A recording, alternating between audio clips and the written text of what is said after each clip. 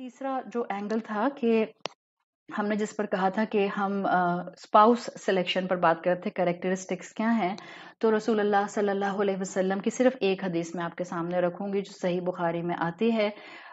जो आप सही बुखारी की शरह देखते हैं, शरह मतलब एक्सप्लेनेशन ऑफ द अहादीस, तो इमाम इब्न हजर अस्कलानी से लेकर बाद में भी जिन लोगों ने शरह लिखी है सही बुखारी की, वो इस हदीस के लिए कहते हैं कि this not only applied on women but it applies actually on men also।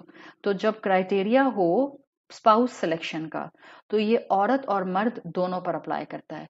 अल्लाह के रसूल सल्लल्लाहु अलैहि वसल्लम ने फरमाया, तो उनका हो मरअतु लि अरबाइन लिमालिहा वली हसबिहा व जमालिहा वली दीनिहा फस्फर बिदात दीन तरिबत यदाक। आप सल्लल्लाहु अलैहि वसल्लम ने आप सल्लल्लाहु अलैहि वसल्लम ने कहा कि निकाह जो है वो चार चीजों की बेसिस पर, चार में से किसी एक चीज की बेसिस पर किया जाता है। वेल्थ पर, लीनियज पर, फिजिकल ब्यूटी पर और दीन पर। और फिर आपने फरमाया फस्फर बिदात दीन तरीबत यदाक, यानी अगर तुमने दीन को फोकस में ना रखा, व्हाट अ ब्यूटीफुल सेंटेंस, फस्फर बिदात दीन, अगर तुमने दीन को फोकस में नहीं रखा तो आखिर में क्या होगा, तरीबत यदाक, तुम अपने हाथों को सिर्फ मिट्टी आलूदा कर लोगे। What does it mean in our language, you will be a loser. Simple language. अल्लाह के रसूल सल्लल्लाहु अलैहि वसल्लम ने कहा कि अगर दीन को प्रायोरिटी नहीं दी, then you will be a loser in this institution of marriage। क्यों? आप लीनियज की बात करें, जब हम अपने बच्चों के लिए प्रपोजल्स ढूंढ रहे होते हैं, it's good to see the family background, माँ बाप किस फैमिली बैकग्राउंड के हैं, माँ बाप का उठना बैठना कैसे है, हसब नसब क्या है। बट देखें आजकल तो ये बहुत कॉमन है कि अखलाक में माँ बाप बहुत अच्छे होते हैं बट औलादें अच्छी नहीं होती हैं। तो इंसान यहाँ भी धोखा खा सकता है कि माँ बाप को देखकर शादी की थी, बेटी थी या बेटा था, लेकिन उस बच्चे में वो अखलाक नजर नहीं आया। When you will see the wealth, तो आज इंसान करोड़पति और अरबपति है, कल जो है वो उसका बैंकरप्सी आ जाती है, दिवालिया हो जाता है और वो गरीब और फकीर हो जाता है, तो ये भी जा सकता है। when you will see the beauty, physical beauty, Jamal उस ज़ाहिरी, तो इंसान, याद रखें ये अल्लाह ने इंसान ऐसा एक क्रिएशन बनाया है कि बहुत ग्रेजुअली इंसान का डिक्लाइन होता है। 1 2 it's a very common thing जो कि सोशियोलॉजिस्ट अक्सर स्टडीज में पढ़ाते हैं, और वो कहते हैं कि जब आप एक इंसान को रोज देख रहे होते हैं तो आप उससे अट्रैक्शन खोते जाते हैं, एंड दिस हैपेंस। ज़ाहिर है आप रोज देखते हैं उसी इंसान को तो उसकी बुराइयां हाईलाइट हो रही होती हैं और उसकी अच्छाइयां फिजल आउट हो रही होती हैं। This is very common. So see the हिकमत ऑफ रसूलुल्लाह सल्लल्लाहु अलैहि वसल्लम दैट ही सेड कि आप दीन को प्रायोरिटी पर रखें, दीन इज योर प्रायोरिटी। और आपने फरमाया कि देखो अगर तुमने दीन को फोकस में ना रखा, you will be a loser। तरीबत यदा का, तरीबत यदा का is actually you can say an idiom in Arabic language, जिसमें कहते हैं कि तुम्हारे हाथ खाक आलूद हों। दिस इज अ स्टाइल कि आपके हाथ में कुछ भी नहीं आएगा at the end of the day. तो बेहतर है, मैं आप सबसे रिक्वेस्ट करूंगी, आप बेटों की माँ हैं या बेटियों की माँ हैं, सबसे पहले हम अपनी हद तक कोशिश करें कि हम अपने बच्चों को फराइज के ऊपर जमा सकें। आई एम टॉकिंग अबाउट फराइज। I know it's very difficult nowadays, it's very challenging, हालात बहुत मुश्किल भी हैं, हमारे बच्चों के ऊपर आजमाइशें बहुत हैं, टेम्पटेशंस बहुत ज्यादा हैं। ऐसे में उनके सरों पर दीन थोपने की कोशिश नहीं करें। सी 1 वी कैन डू दुआ constantly, 2 we can stick them on फराइज, उसमें वो डिली डैली करेंगे, बट आपको और मुझे अल्लाह ने जब भी तो माँ बाप बनाया है, हमारा काम है, ये चिड़िया के बच्चे थोड़ी हैं कि बस जरा सा उड़ना शुरू किया तो go and find your food yourself. नहीं, जब भी इस्लाम के अंदर जब तक बुलूगत नहीं आती है, माँ बाप के अंडर बच्चा रहता है। अब तो हम जिन कल्चर्स के अंदर आ गए हैं, उन कल्चर्स में तो जब तक बच्चा अपने पैरों पर स्टेबल नहीं हो जाता है, अर्निंग शुरू नहीं कर देता, एक स्टेबल डिसेंट अर्निंग पर नहीं आ जाता, माँ बाप पर डिपेंडेंसी रहती है।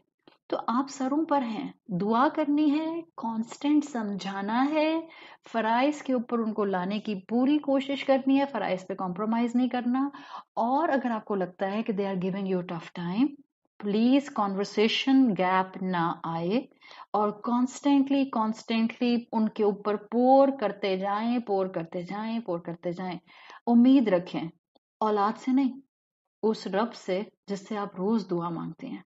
उम्मीद रखें कि वो आपकी औलाद को इंशाल्लाह आपका सदका जारिया बनाएगा, वो आपका उनको एक बेहतरीन औलाद की फॉर्म में पीछे रह जाने वाला एक एसेट बनाएगा। और मैं आप सब बच्चियों से यहाँ पर रिक्वेस्ट करूंगी कि अल्लाह ने आपको जैसा भी बनाया है, you are physically super perfect अल्हम्दुलिल्लाह।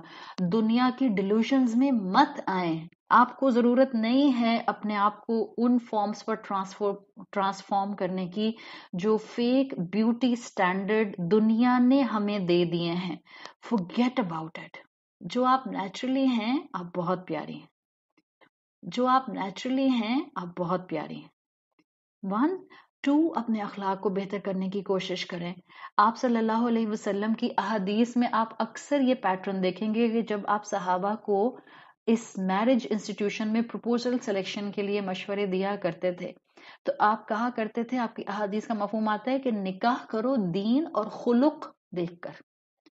बाज अहादीस में अल्फाज आते हैं दीनहा व खुलुकहा, और बाज अहादीस में जहां आपने सहाबियात को मशवरे दिए वहां आता है दीनहू व खुलुकहू। अगर आप लोगों को अरबिक समझ आती है तो हु और हा is actually a feminine and male pronouns, masculine and feminine pronouns. क्या अल्लाह के रसूल बता रहे हैं कि यानी मर्द हो या औरत, उसका दीन और खुलुक देखो। आप अर्ली मुस्लिम्स को पढ़ें तो आपको उनकी बायोग्राफीज में एक बहुत मजे की चीज मिलती है। वो कहते हैं कि जब वो जो बुजुर्ग हुआ करते थे उस कल्चर के, ट्रेडिशनल मुसलमान, क्लासिकल मुसलमान, वो अपनी औलादों के निकाह करने से पहले अगर वो किसी बच्चे को देखा करते थे प्रपोजल के पॉइंट ऑफ व्यू से, तो वो कोई ऐसी अनयूजुअल बात जरूर किया करते थे जिससे उसको गुस्सा आए, ताकि दे कैन सी कि वो गुस्से में ओवर रिएक्ट तो नहीं करता। You will read in your classical scholars books about fiqh of marriage, वो कहते हैं कि मर्द के अंदर अखलाक खुलुक ज्यादा होना चाहिए। क्यों? बिकॉज उसका मामला कवाम बनने का है, और बेटी के माँ बाप ताकि ये देख सकें कि वो कितना अच्छी तरह उसको ट्रीट करेगा। इट डजंट मीन कि बेटियों में अखलाक नहीं होना चाहिए। हम कितने भी बिगड़े हुए मुसलमान हो गए, हम कितने भी अपनी वैल्यूज से दूर हो गए, हाँ हम कितना भी अपने दीन से दूर हो गए, द पॉजिटिव थिंग अल्हम्दुलिल्लाह स्टिल आई एम ऑब्जर्विंग कि अल्लाह की रहमत से मुसलमान औरतों में स्पिरिचुअलिटी भी बहुत है।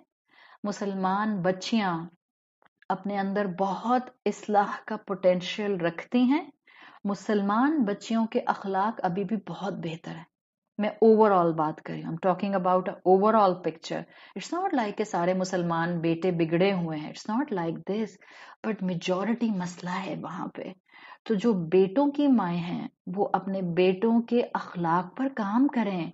आपको सिर्फ अपने बच्चे को 7 डिजिट सैलरी कमाने वाला मर्द नहीं बनाना, आपने उसको फराइज के ऊपर नमाज पढ़ने वाला, अल्लाह का खौफ रखने वाला, अल्लाह का तकवा रखने वाला और बीवी और उसके घर वालों का एहतराम करने वाला बनाना है।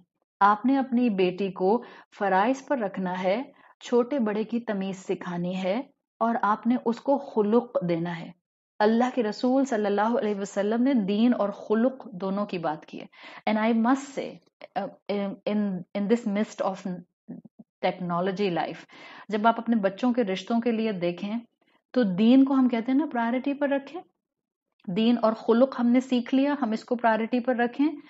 इसमें एक चीज और याद रखें, दीन कफा का रूल देता है, शरीयत का रूल है इन मैटर ऑफ प्रपोजल्स, जिसको कुफू या कफा का रूल कहते हैं। कफा इज लाइक जहां पर आपका सोशल कंपैटिबिलिटी होती है। So this is also allowed कि आप अपने स्ट्रेटा के लोगों में शादी करें, आप अपने बच्चे के साथ उसका एजुकेशनल बैकग्राउंड देखते हुए जो है उसका स्पाउस सेलेक्ट करें, इसकी भी बिल्कुल इजाजत है। आप अपने कास्ट सिस्टम को देखते हुए भी सम हाउ ये कर सकते हैं, इन सब चीजों की गुंजाइश है। लेकिन इस गुंजाइश के चक्कर में अपने बच्चों की उम्र नहीं बढ़ानी चाहिए। So everything needs balance, everything needs balance.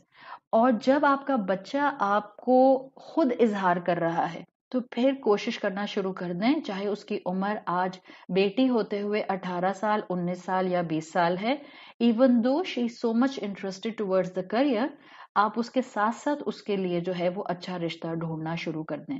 اور اچھے رشتے کا مطلب، اور بیٹوں کی شادی بھی جلدی کرنے میں کوئی حرج نہیں ہے. if they are willing then you must move forward with their خواہش. اور آپ کا سمپل طریقہ کیا ہونا چاہیے؟ دین کے معاملے میں فرائض کو دیکھ لیجئے. And I will just request at the end of my talk, میں نے اپنا ٹائم ایکسیڈ کیا ہے، آئزہ نے مجھے اجازت دے دی تھی میسج پہ، اس لیے میں خوشی خوشی آگے بڑھ گئی. ایک فائنل چیز دیکھیں، آپ میں سے جن ماؤں کے بچے چھوٹے ہیں، آپ میں سے وہ بہنیں جو الحمدللہ اس چیز کی اہمیت کو سمجھتے ہیں، یہ جو ہمارے بچے آؤٹ آف ہینڈ ہو رہے ہیں، اس میں بہت سے فیکٹرز انوالو ہیں.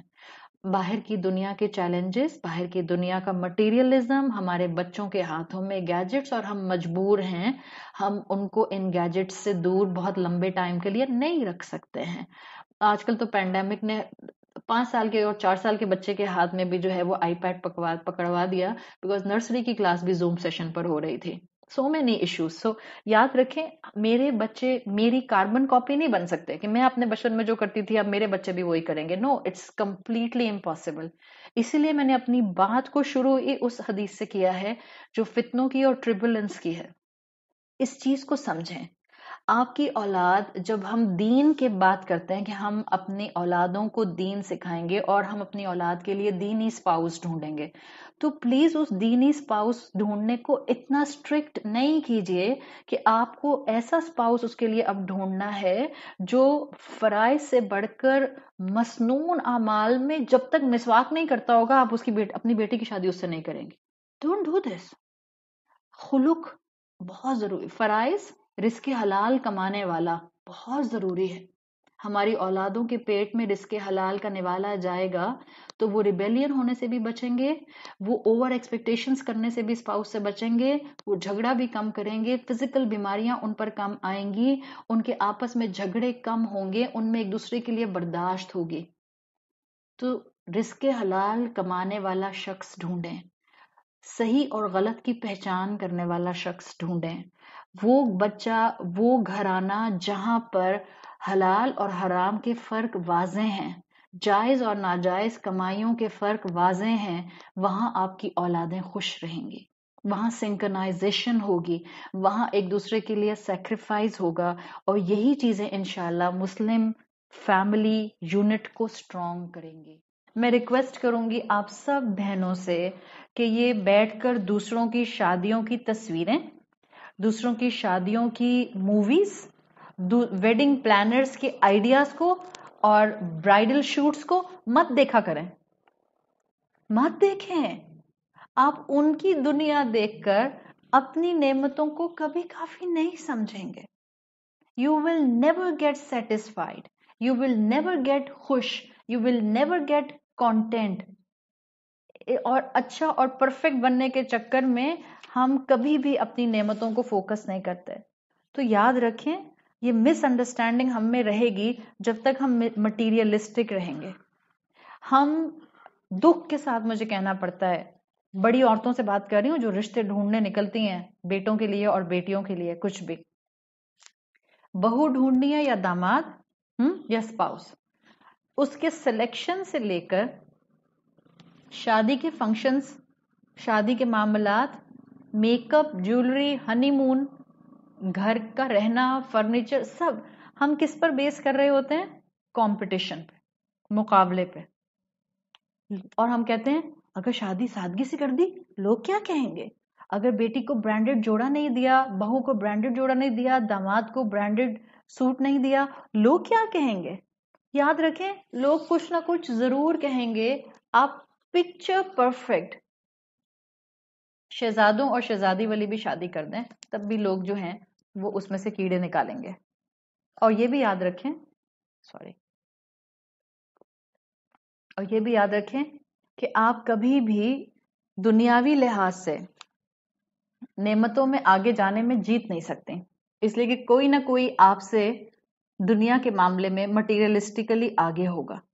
تو جب گول دنیا بن جائے نا، جب گول یہ بن جائے کہ دنیا کو خوش کرنا ہے لوگوں کو خوش کرنا ہے، لوگوں کی زبانیں بند کرنی ہے، لوگ کیا کہیں گے.